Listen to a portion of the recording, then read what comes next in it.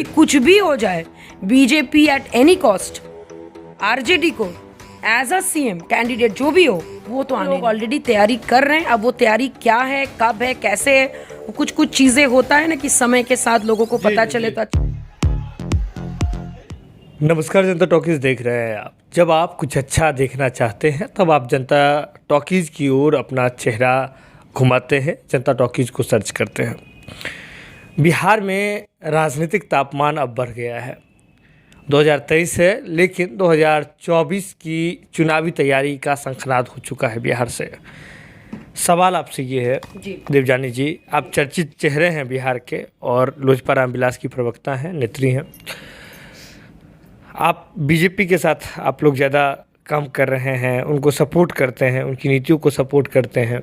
NDA में हैं या नहीं हैं ये बात भी अभी तक गूढ़ रहस्य बना हुआ है, लेकिन कई मौक़ों पर आप बीजेपी को सपोर्ट करते हुए दिखते हैं। क्या बीजेपी को बिहार से इतना डर लगता है कि बार बार जब भी कोई तैयारी की बात होती है, चुनावी तैयारी की बात होती है, तो अमित शाह जी को बार बार रैली करना पड़ता है?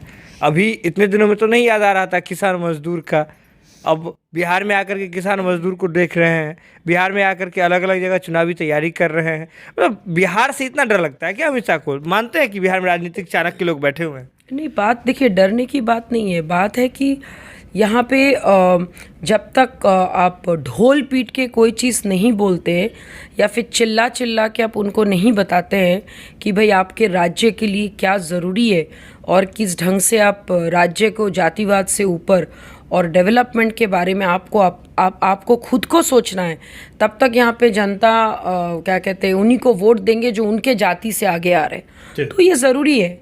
और क्या कहते हैं, रही बात अमित शाह जी की, भाई उनका अधिकार है, ऐसा नहीं कि वो बिहार में गए, वो हर एक राज्य में घूम रहे हैं। अब बाकी उनकी क्या रणनीति है I don't know, but definitely होना जायज़ है, ज़रूरी है।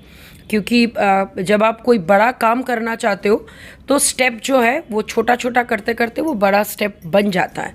और मुझे ऐसा लगता है कि इस वक्त बिहार में, क्योंकि ये 21वीं सदी का पड़ाव है जहाँ पे अगल बगल स्टेट बहुत क्या कहते हैं अग्रसर हो गए, वहाँ पे अगर आप भारत में देखें, भारत के पूरे मैप में अगर आप बिहार को देखें तो सबसे पिछड़ा है। जबकि हमारे बाद आपके इंडिपेंडेंस सिंगापुर पाया, जापान पूरा तहस नहस हो गया था वर्ल्ड वॉर में, जर्मनी दोबारा उठ के आया, लेकिन वो लोग हमसे कितना आगे चले गए। और वाई नॉट क्या कहते हैं आपका इंडिया का माने पार्ट भी आपका बिहार है। एंड बिहार और यूपी हमेशा से ही इलेक्शन में एक बहुत बड़ा रोल प्ले करता है, हम सब जानते हैं। इसीलिए उनका आना बहुत ही मतलब कहीं ना कहीं एक बहुत बड़ा आगाज़ की बोलिए या फिर एक अंदर में जो बातें चल रही है उसकी भी एक निशानी। तो इट्स अ गुड मूव। लेकिन अभी आपने देवजानी जी ये बात आपने कही कि बहुत सारे ऐसे देश हैं जो तहस नहस हो गए थे, इंडिपेंडेंस बाद में मिली, स्वतंत्रता बाद में मिली, इसके बावजूद सभी खड़े हुए अपने और अच्छा प्रदर्शन कर रहे हैं। आपने ये भी बात कही कि भारत के अंदर ही बिहार और ये केंद्र सरकार की जिम्मेदारी होती है ना। यूपी में तो भाजपा भी है, तो मतलब जब तक आपकी सरकार नहीं है तब तक सब कुछ खराब है? नहीं, मैं ऐसा नहीं बोल रही हूँ। अगर ऐसा होता तब आपका यूपी कैसे आगे बढ़ रहा है, पंजाब कैसे आगे बढ़ रहा है, मैं एक ओवरऑल पिक्चर की बात कर रही हूँ। और इस वक्त आप मुझे बताइए ऐसा कौन सा नेता को आप एकदम माने ट्रांसपेरेंट होके या फिर बायस नहीं होके, आप मुझे बताइए इस वक्त पीएम का चेहरा कौन है अपार्ट फ्रॉम मोदी? क्योंकि उनका विजन इतना स्ट्रांग है, एक भारत के मानचित्र को पूरे विश्व में एक अलग लेवल के में पहुंचाने का काम तो डेफिनेटली उन्होंने किया है। एंड साथ साथ जो डिजिटल इंडिया सडनली जो इतना बढ़ गया है, दैट इज़ डेफिनेटली उनके वजह से। एंड यूपी की छवि देखिए ना कितना बदल गया है। और अभी उनका जो बजट भी जो पेश आया है, 7 लाख करोड़ का जो बजट जो यूपी के जो सीएम ने पेश किया, कितना क्लैरिटी है उनमें कि हम लोग ये करेंगे, ऐसे करेंगे, इतने मेडिकल कॉलेज खोलेंगे, इतने एयरपोर्ट्स लाएंगे। तो ये सारी चीज़ें बिहार भी डिज़र्व करता है, क्योंकि भाई हम लोग सब एक साथ अलग अलग जगह में बड़े हो रहे हैं। तो एक जगह का बच्चा कमज़ोर और एक जगह का बच्चा इतना ताकतवर कैसे हो सकता है? तो कहीं ना कहीं जिन्होंने इतने सालों से, एक तो देखिए 15 साल लालू जी के राज में अलग ही लेवल का एक पॉलिटिक्स था, अलग ही लेवल का एक आपका डर था।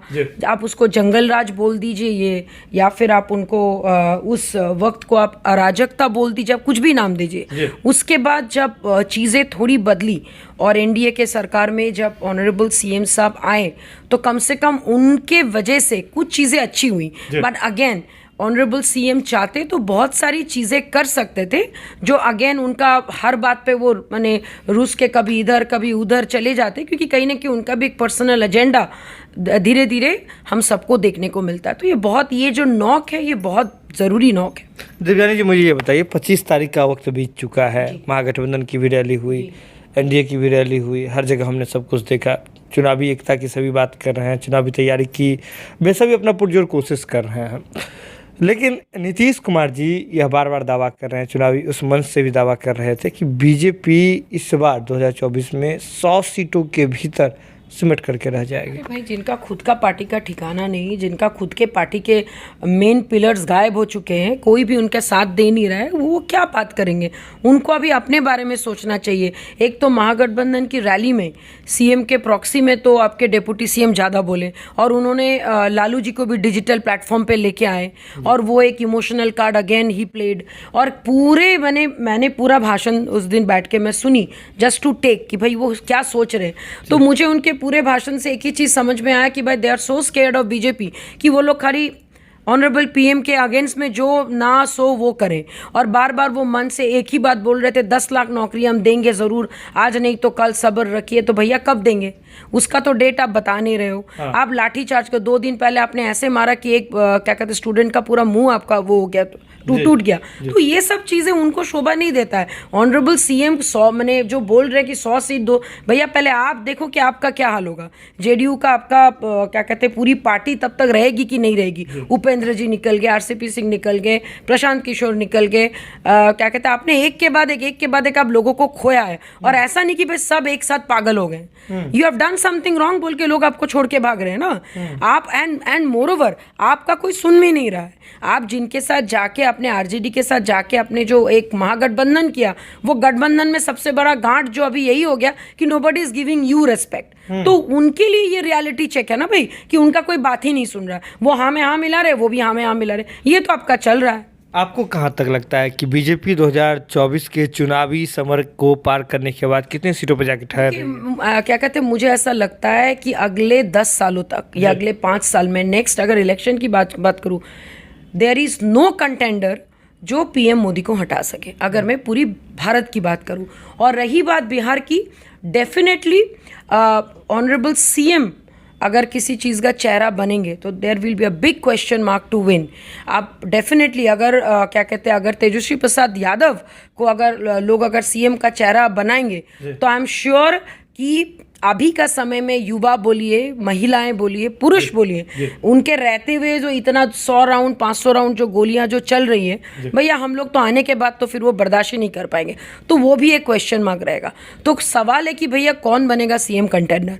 तो उसके लिए मुझे लगता है कि अभी और 6-7-8-9 महीने की बात है, धीरे धीरे चीज़ें साफ होती जाएंगी और आपको पता चला। लेकिन इतना बात ज़रूर है कि कुछ भी हो जाए, BJP at any cost RJD को एज अ सीएम कैंडिडेट जो भी हो वो तो आने नहीं देंगे। And they are much more bigger mastermind. आप ये कह रहे हैं कि बीजेपी आरजेडी को सीएम, आरजेडी कोटे से सीएम नहीं बनने देगी? Definitely not. आप लिख लीजिए, नहीं देंगे, क्योंकि भाई उनको भी खुद भी पता है कि भाई जंगल राज का खात्मा करना है, तो भाई ऐसा कुछ करना होगा।